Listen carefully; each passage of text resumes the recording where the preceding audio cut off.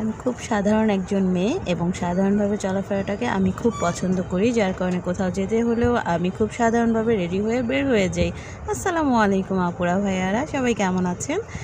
আমি সুমি আপনাদের দয়ায় ভালো আছি। আজকে চলে আসলাম ছোট্ট একটা ভিডিও আপনাদের সাথে শেয়ার করতে, যেহেতু আপনারা আমার অতি আপন অতি কাছের মানুষ, তো আপনাদের সাথে এই বিষয়গুলো শেয়ার করব।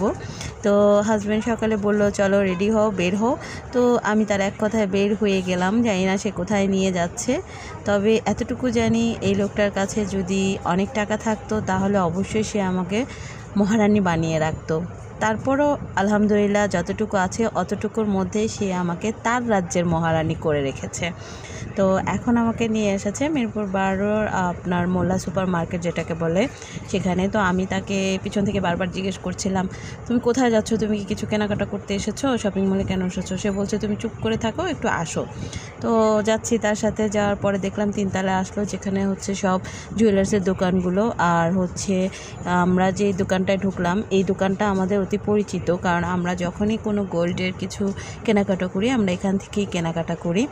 তো আমি যেহেতু ও আসছে, ভাবলাম যে নিশ্চয়ই ওর কোনো কিছু হয়তো বা চেঞ্জের জন্য আসছে, কারণ আমার তো কোনো প্রবলেম নেই। ও যেহেতু আসছে হয়তো চেঞ্জ করতেই এসেছে। তো আমাকে ডাক দিল, আমি গেলাম। গিয়ে বলল দেখো এখানে কত সুন্দর সুন্দর মেয়েদের হাতের রিং। তো আমি দেখলাম, জাস্ট ফর্মালিটিসভাবে দেখলাম, জানি না সে, আমি তো আর জানি না সে কেনাকাটা করতে এসেছে।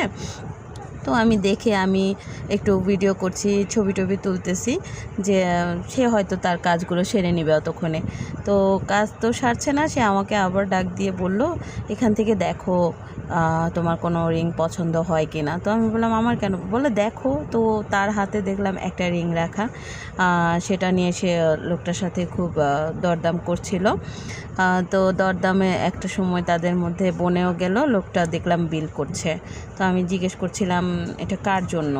তারপর সে আমার হাতে দিয়ে বলল দেখো যে তোমার পছন্দ হয়েছে কি না। তো আমি বললাম হ্যাঁ, মোটামুটি ঠিক আছে, কিন্তু এটা তো আসলে বেশি ভারী হয়ে যাচ্ছে। তো বললো যে না, এটা তোমার জন্য, যেহেতু আজকে এই মাসটা আমাদের জন্য খুব বিশেষ একটা মাস, অ্যানিভার্সারির মাস। তো তোমাকে তো কিছু গিফট করা হয়নি, সেজন্য এটা মানে আমার অ্যানিভার্সারি গিফট আমার তরফ থেকে। তো কথাটা শুনে খুব স্তব্ধ হয়েছিলাম কিছুক্ষণ। পরে মনে মনে খুব ভালোই লাগছিল। আমরা মেয়েরা আসলে এরকম সারপ্রাইজ পেতে খুব পছন্দ করি, আমারও খুব ভালো লাগছিল। তারপরে সে লোকটার সাথে আর একটু করে তাকে বিলটা পেড করে দিল। এই তো বিল পেড করছে, আর আমি ততক্ষণ হতবাক হয়ে তার দিকে তাকিয়েছিলাম যে হঠাৎ করে কি হয়ে গেল।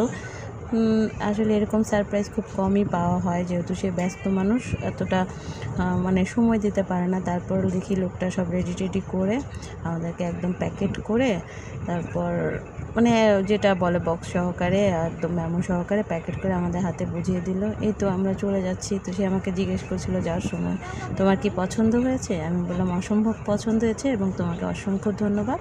তার ফোন কল চলে এসেছে, সে চলে গেছে।